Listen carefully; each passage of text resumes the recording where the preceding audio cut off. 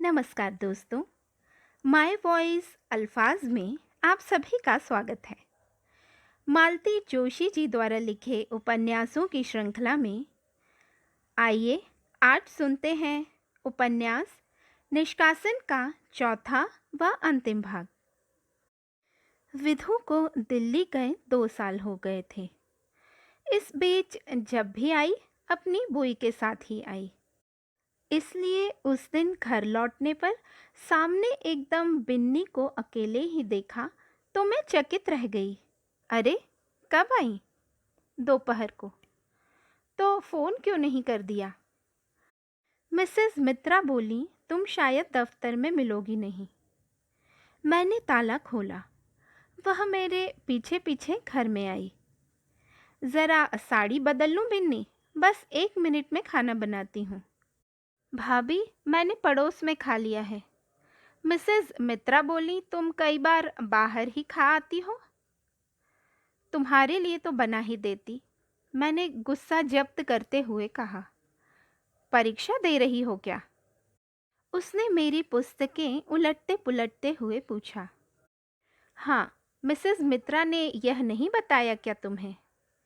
मेरी आवाज़ कुछ ज़्यादा ही तल्ख हो गई थी। मैंने गैस जलाकर कॉफ़ी बनाई। 1 कप उसे दिया, एक अपने लिए भर लिया। अलमारी से ब्रेड निकाल ली और खाना शुरू कर दिया। यह क्या, आज सिर्फ ब्रेड ही? बिन्नी ने पूछा। हाँ, जिस दिन बाहर नहीं खाती, घर पर इसी से पेट भर लेती हूँ।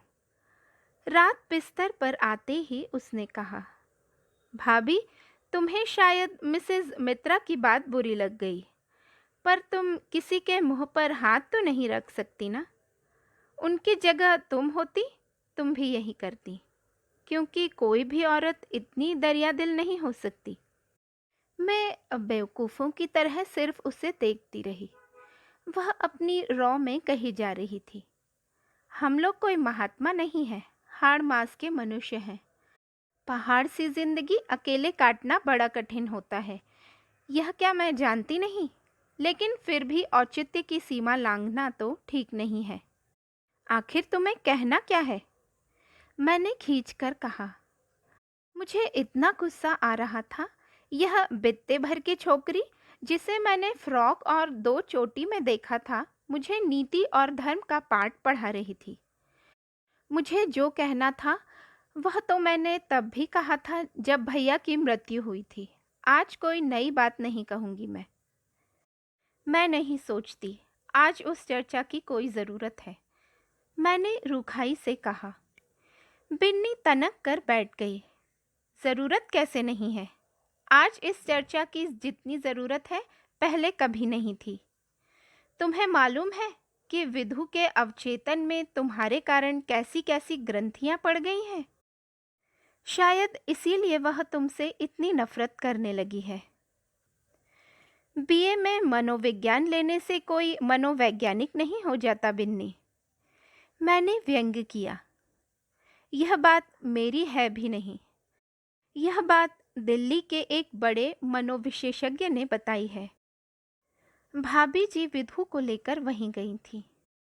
तुम्हारी जेठानी जी को मेरी बेटी में इतनी दिलचस्पी दिखाने की क्या ज़रूरत आ पड़ी? ज़रूरत तो सचमुच आ पड़ी है। दीपू गुड़िया पर चांद दिए बैठा है और भाभी जी चाहती हैं कि उसे इंग्लैंड भेजने से कम मंगनी तो हो ही जाए। इसलिए वे उसे डॉक्टरों के पास ले जाती रही हैं और इसलिए मैं तुम्हारे पास आई हूँ। प्लीज़ भाभी, मना मत करना, इतना अच्छा लड़का फिर हाथ नहीं आएगा। लेकिन वह तो बहुत छोटी है अभी, मैंने कांपते स्वर में कहा। कहाँ छोटी है? मुझसे भी तो 1 हाथ लंबी निकल गई है और इतनी प्यारी लगती है आजकल। दीपू उस पर मर मिटा है तो कोई आश्चर्य नहीं है। भाभी जी और अम्मा जी उस पर जान छिड़कती हैं। बस उसके फिट्स के बारे में मन डावाडोल था, इसलिए डॉक्टर के पास गई थी। क्या कहा है डॉक्टर ने? यही कि माँ को लेकर उसके मन में कुछ कॉम्प्लेक्स है, गांठ है। इसी से माँ के सामने पड़ते ही यह अपना संतुलन खो बैठती है। भाभी, तुम नहीं जानती, तुमने अनजाने में उसके साथ कितना अन्याय किया है। वह जो यहाँ से मैं उसे ले गई तो अच्छा ही हुआ, नहीं तो लड़की सचमुच हाथ से निकल जाती। तुम लोगों ने गलत समझा है बिन्नी, दरअसल बात यह है। भावावेश में कहते कहते मैं एकाएक रुक गई। यह क्या कहने जा रही थी मैं? यह ठीक है कि अब इतने दिनों बाद गंगाधर वाली बात बिल्कुल बेमानी लग रही थी, लेकिन उस दिन तो वह मेरे लिए कितनी बड़ी दुर्घटना प्रतीत हुई थी। पहली बार सुनने पर बिन्नी की क्या वही प्रतिक्रिया नहीं होगी? क्या उसकी कल्पना के ताने बाने घटना को अतिरंजित रूप नहीं दे देंगे? तब क्या इसी आग्रह के साथ वह गुड़िया को अपने घर की बहू बनाने पर राजी होगी? हो भी गई तो क्या वही स्नेह आदर दे सकेगी? अपनी गुड़िया के साथ कितना बड़ा अन्याय करने जा रही थी मैं। तो ठीक कह रही है बिन्नी, अकेलापन कभी-कभी इतना असहनीय हो जाता है कि उचित अनुचित कुछ भी याद नहीं रहता। मैंने तकिए में मुंह छिपाकर कहा, इतना बड़ा झूठ कैसे बोल सकती थी मैं? मेरे उन उद्गारों के साथ ही बिन्नी का रोष पता नहीं कहाँ बिला गया था। एक साथ मेरी माँ, मेरी सखी, मेरी बिटिया बनकर मेरे शरीर पर हाथ फेरने लगी। उसके स्नेहिल स्पर्श से मेरे इतने दिनों का संचित दर्द आंसू बनकर फूट पड़ा था और मैं रोते रोते सो गई थी। उसकी शादी में मैं नहीं जा पाई थी। उसे वधू वेश में देखने का अरमान मैंने मन ही मन जब्त कर लिया था। रिश्ते के देवर कन्यादान कर आए थे।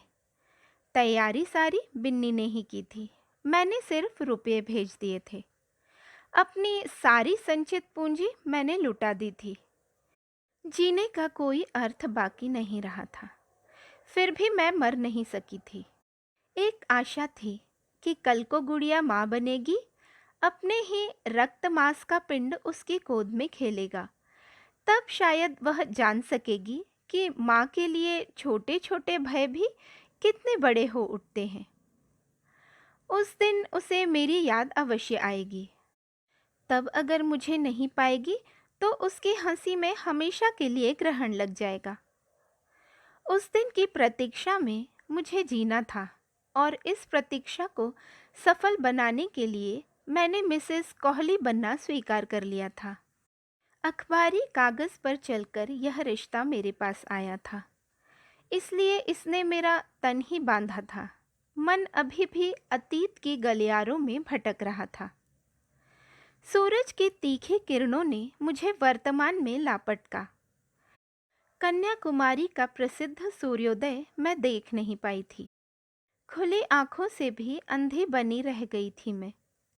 भागी भागी मैं होटल की तरफ वापस आई। संकोच के साथ मैंने कमरे में प्रवेश किया। डॉक्टर कोहली शेव कर रहे थे। कहाँ गायब हो गई थी? मैं तो पुलिस में रिपोर्ट देने जा रहा था, उन्होंने मजाक किया। सूर्योदय देखने गई थी। कैसा लगा? कुछ खास नहीं, कल आपके साथ देखूंगी, शायद अच्छा लगे। क्या इसे मैं अपनी तारीफ मानूं? उन्होंने मेरी आंखों में सीधे देखते हुए कहा। पर दूसरे क्षण उनका चेहरा शरारत भरी मुस्कुराहट से दमक उठा और मैंने स्वस्ति की सांस ली। सुनो, चाय आकर लौट गई है, नीचे जाकर चाय के लिए भी कह देना और कैंटीन से एक पैकेट सिगरेट का भी लेती आना। चाय के लिए कहते हुए बेहद संकोच हुआ मुझे। बेचारे मेरे लिए अब तक रुके रहे और सिगरेट लेते हुए तो मेरी ग्लानि की सीमा ही नहीं रही। 15 दिन में मैं यह नहीं जान पाई थी कि डॉक्टर कोहली कौन सी ब्रांड पीते हैं। ऊपर पहुंची तो चाय लग चुकी थी। डॉक्टर कोहली अखबार हाथ में लिए मेरा इंतज़ार कर रहे थे। सॉरी कहते हुए मैंने तत्परता से चाय बनाई और हम लोग दुनिया जहान की बातों में खो गए। मुझे मालूम था कि चाय के बाद वे फौरन सिगरेट की तलब करेंगे। मैंने फुर्ती से उनका चांदी का सिगरेट केस उठाकर पैकेट की सारी सिगरेट उसमें डाल दी और पैकेट छिपा लिया। वे अखबार में खोए हुए थे। सिगरेट केस बंद करते हुए मुझे लगा मैंने अंदर कुछ देखा है। मैंने दोबारा उसे खोला। ढक्कन के अंदर की तरफ एक तस्वीर थी। दो गुलाब के फूल मेरी तरफ देखकर हंस रहे थे। उनकी आंखें झील की तरह नीली थीं, शायद अपनी माँ की तरह। पर बाकी सारे नाक नक्श हूबहू अपने पिता की तरह थे। मैंने अनायास ही उनकी तरफ देखा। अखबार एक और पड़ा था और उनकी आंखें दीवार पर लगे एक कैलेंडर में टक गई थीं। पर मैं समझ गई थी कि उन आंखों में मदुरा का मीनाक्षी मंदिर नहीं है। उन आंखों में उस वक्त टेक्सास के किसी नगर की छवि है। उस नगर का एक साफ सुथरा मोहल्ला, उसी मोहल्ले में एक प्यारा सा घर, उसमें एक अप्सरा सी पत्नी, उस पत्नी की गोद में दो फूल से बच्चे। खट! मैं चौंकी। उन्होंने केस में से एक सिगरेट निकालकर उसे बंद किया था। वे बड़े सहज भाव से उसे सुलगा रहे थे, पर इस सहजता के पीछे कितना प्रयास था, मेरी पारदर्शी आंखों ने देख लिया था।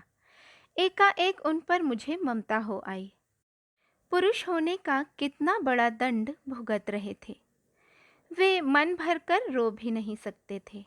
एकाएक उनका सारा दुख बांट लेने की इच्छा हो आई।